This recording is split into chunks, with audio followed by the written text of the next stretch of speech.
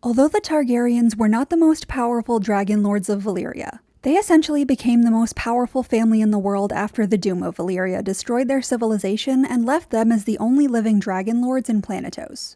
And clearly, they made use of that power, invading Westeros and making themselves the rulers of this entire continent that had previously been divided up into separate kingdoms ruled by their own kings. Their reign in Westeros was not an easy or relatively long one, though, because despite the fact that they were essentially the only living people who had access to weapons of mass destruction when they built the Iron Throne, their rule in the Seven Kingdoms was chaotic and unstable pretty much from the very start. House Targaryen wasn't actually deposed until the Mad King Aerys was taken down in Robert's Rebellion, but the point that truly marks the beginning of their end is recognized by many as the Dance of the Dragons, a Targaryen civil war where House Hightower's support of their Targaryen brethren led to a brutal conflict where the dominant power of dragons was destroyed. But if you've ever wanted to take down some dragons yourself, you don't need to be a Hightower. All you need is the sponsor of today's video, Raid Shadow Legends. I love Raid because it is a completely free-to-play mobile game where you can square off against other players in the arena and take on unique final bosses in campaign mode. And you win free prizes like new armor, weapons, and champions every single time you play. Their latest faction, the mysterious creatures from the Telerian jungles of Mistwood called the Sylvan Watchers, might be their coolest yet. Coming in a variety of nature-inspired designs, my personal favorite Sylvan Watchers are the stunning Fairy Oella and the fiery Saoirse the Charred. It's not too late to get in on Raid's Valentine's Day event, running until March 14th. All you need to get involved is to download Raid Shadow Legends from the links below, copy your in-game player ID, and then enter it at raidlovequest.plarium.com. Play Valentine's-themed mini-games for a chance to win in-game prizes and Amazon gift cards worth up to $1,000. Whether you're a seasoned vet or a new Raid player, use the promo code SaintValentine23 to get a free gift. If you haven't started playing Raid yet, click my link in the description below or scan my QR code right now and snag $30 worth of unique bonuses, including the Epic Champion Chinoru, absolutely free. The massive blow to House Targaryen's power throughout the Dance of the Dragons is an interesting component of the story and world building at large, because essentially, it's shocking that House Hightower was powerful enough to fundamentally cripple the power of House Targaryen when their dominance was seemingly unrivaled. And obviously the question becomes, how in the world did one Westerosi house almost single-handedly wipe out a force of nature that brought entire civilizations to heel? To be fair, the Targaryens living in the era of the Dance of the Dragons definitely did make things easier for the Hightowers to challenge their power. And one of the most important aspects of the dance that is oftentimes sidelined is the fact that while yes, the Green Children were Hightowers on their matrilineal side, they were still Targaryens through and through. The Hightowers themselves were simply the support foundation behind a group of extremely powerful dragon riders. And clearly the fact that Aegon, Aemond, Helaena, and Daeron all had access to formidable dragons helped them in a war against other dragons. However, that doesn't make what House Hightower seemingly did any less impressive. For example, when the Mad King Aerys was deposed, he was theoretically on a level playing field with all of those who rebelled against him because dragons were extinct and thus no one had access to their pseudo-nuclear power. But even still, the defeat of House Targaryen took an alliance of House Stark, House Tully, House Arryn, and House Baratheon, 4 great houses in Westeros united. And even then, Robert's rebellion wasn't an overwhelming victory. In contrast, while House Targaryen and House Hightower both had access to dragon power and therefore were on somewhat even ground, the Blacks had House Velaryon, arguably the single most powerful martial force in Westeros behind the Targaryens themselves, on their team. And while the Greens did have some great houses on their side, like the Lannisters and the Baratheons, their allegiance wasn't nearly as strong as the intermarried and in some cases genuinely loving connection between the rebels and Robert's rebellion. On paper, the Dance of the Dragons shouldn't have been a dance at all. The Blacks had more dragons, they had House Velaryon, and the houses that were allied with them were nearly double those that were allied with the Greens, who, while being Hightowers, are essentially led by a second son who should be politically irrelevant, and his daughter who should be even more irrelevant. So again, the question becomes, how did this war even become a war in the first place? How did the Hightowers manage to put up such a serious fight in the face of such overwhelming odds? It's bizarre, because while the Hightowers are undeniably a super powerful force in Westeros in their own right, If the stars did not align perfectly enough, they likely wouldn't have had a shot in all-out war with House Targaryen. They have managed to grow their power for so long specifically because they stay as under the radar as possible, and their traditional method of acquiring and maintaining power is to assimilate, integrate, and be diplomatic with potential enemies rather than declaring war. However, as the Dance of the Dragons proved, their experience with and commitment to soft power strategy was not in vain. George R.R. Martin definitely loves to play with the contrast between soft power and hard power within his story. But the Targaryen Civil War is probably the best example of its importance, because the Blacks had superior hard power that the Greens could barely compete with. But, as many powerful people who focus on brute force seem to discover, hard power can be defeated and the importance of soft power shouldn't be underestimated. Clearly, the Dance of the Dragons cannot exist without Otto Hightower. It's somewhat ironic that he wound up becoming Hand of the King to Viserys Targaryen, because in any other world, Otto would have been a legendary hand for all of the right reasons. But in Viserys' world, he became a legendary hand for all of the wrong ones. But regardless, his importance in this conflict cannot be understated, as his political astuteness may make him the most singularly influential person in the entire war.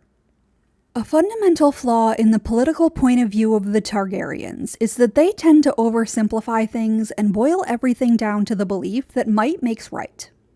Their ability to rule peacefully is often marred by their over-reliance on brute force, and their laser focus on military power leaves a lot of cracks in the foundation of their dynasty, cracks which their politically minded companions and rivals are all too eager to fill. Ironically, at different points, Otto Hightower clearly fulfills the role of both companion and rival to the Targaryens, and his ability to pose a threat to the Blacks is almost so comically simple that it's absurd that Daemon and Rhaenyra didn't see what an obvious problem it would be. And that fundamental issue is that although Viserys Targaryen was the king in name, when the Dance of the Dragons started, Otto Hightower had been ruling and running the entire country for years. Not only had he dug his roots into King's Landing twice already, he was basically already in charge of Westeros when Viserys finally kicked the bucket. And there was no one alive at that point who had more experience running the Seven Kingdoms than Otto Hightower. To contrast with that, Daemon, Rhaenyra, and no one on the Black team had any actual experience managing something as large and complex as the entire country. While people like Rhaenyra, Daemon, and Corlys had some experience in governance, they didn't have the experience of someone like Otto, nor did they have the skill, intelligence, or natural talent for administration that he did. This is yet again an interesting running thread throughout George R.R. Martin's work. He often incorporates very flashy, aggressive game players and warriors into his stories, but it's often the people that all of these kinds of classical fantasy archetype characters disregard that hold the real power. And they manage to undercut those who seem like they should have no problem winning because they are willing to do administrative scut work. Sure, these people might have armies, dragons, or direwolves, but an exceptionally attentive accountant can still cut them off at the knees when they're not paying attention. And this is largely why House Hightower's second son nearly destroyed his incredibly powerful rivals. Alicent obviously plays a role here as well. While Otto's knowledge, experience, and raw talent got him incredibly far, it's clear that at least in House of the Dragon, Alicent has also gained significant political experience that she learned from the best living politician in the country, if not the world. In contrast, while people like Daemon and Rhaenyra do have some political experience and education, they learned far more from Viserys, who wasn't a very politically savvy individual. So not only were Otto and Alicent well equipped to rule, but they were up against a leading duo who were not. Although Daemon and Rhaenyra had some kind of relationship with people in King's Landing, they left a very wide opening for the Hightowers simply by not being a presence in King's Landing's government for ages. Even if Otto wasn't in full control of everyone at court or the small council, he had years to learn everyone's passions and points of view. So by the time Viserys died, he was extremely prepared to nominally transition control of the city and government into the hands of his grandson rather than Rhaenyra. He not only knew what moves he needed to make, he knew how to handle everyone else in a position of power in order to make them. Similarly, by the time that Viserys is dead, Alicent likely has just as much, if not more, experience with the small council as Corlys and Daemon did, and she is extremely familiar with the current leadership in contrast to her rivals who have been absent from King's Landing for years. But even beyond that, House Hightower has and has always had control over Oldtown. Oldtown plays an interesting role in Fire and Blood and A Song of Ice and Fire, because although King's Landing is the central hub around which most of the action takes place, or it is at least portrayed as the most important city in Westeros, Oldtown has a great deal more historical importance. King's Landing is the capital of the United Seven Kingdoms, but it is an incredibly young city, relatively speaking. It is appropriately named, as King's Landing only began to develop after the Targaryens invaded, meaning that despite its unfathomably rapid growth, by the time the Dance of the Dragon begins, it hasn't even existed for more than 130 years yet. In contrast, Oldtown has been the largest settlement in Westeros for literally thousands of years prior to King's Landing's founding, and the Hightowers were the ones who supposedly founded it. Yes, that time was also an era where the rest of the kingdoms were still their own separate countries, but Oldtown was the economic, social, and cultural hub of Westeros for eons. It has been the religious and educational center of the continent for years. It's not a perfect analogy, but Oldtown versus King's Landing has sort of got a New York versus Los Angeles vibe to it. Both cities are massive and important, but the socio-political and cultural role that Oldtown has played both within Westeros and on an intercontinental stage is far longer, more relevant, and more established than that of King's Landing. That also means that even beyond Otto's natural skill and experience, he and the rest of the Hightower clan were actually prepared for what it would take to run a massive city. And they began the Dance of the Dragons with control over the two most populated and important places in Westeros by a mile. So even if Rhaenyra had many more houses backing her up, the Greens started off in a far more advantageous position purely because they had both cities under their control. And while Otto and the Greens were ready and capable of handling the undertaking that running Westeros required, the Blacks were ultimately very ill-prepared to do what it took to actually run the country. Yes, the Targaryens had been dragon lords in Valyria, but they were not one of the leading families within Valyrian governance, and much of the knowledge that House Targaryen had from Valyria was lost to time. Ultimately, their ability to rule rested on dragons, and they largely relied on others to do a great deal of the actual governing for them. By the time that the Civil War began, the Targaryens did have some experience ruling, but it still paled in comparison to the kind of knowledge base and skills that the Hightowers had.